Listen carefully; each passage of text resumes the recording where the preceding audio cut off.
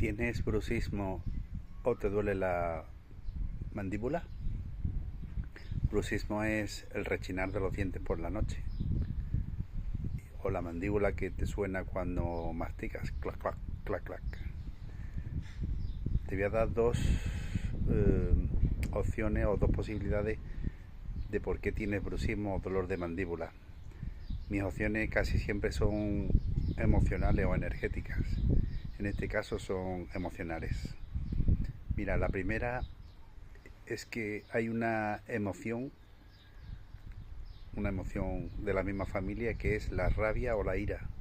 Cuando tienes rabia por algo, se instala aquí en los músculos maseteros, que son los que mueven la mandíbula, uno de los músculos más fuertes del cuerpo.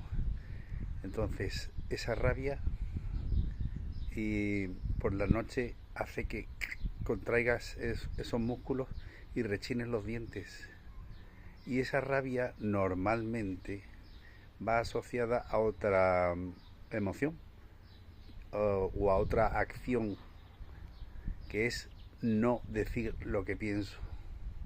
Cuando no puedo decir lo que pienso, cuando me callan, cuando creo que voy a provocar un conflicto, entonces esa rabia, esa no hacer, me lleva a la rabia, y la rabia se instala en la mandíbula. Hay muchos dolores de cabeza que vienen de la mandíbula.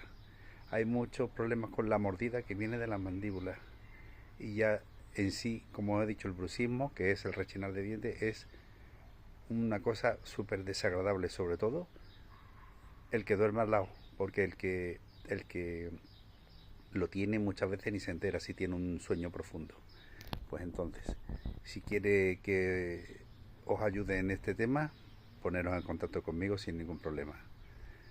Todo tiene solución.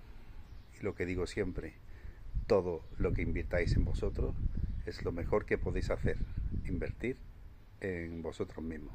Que tengáis buen día.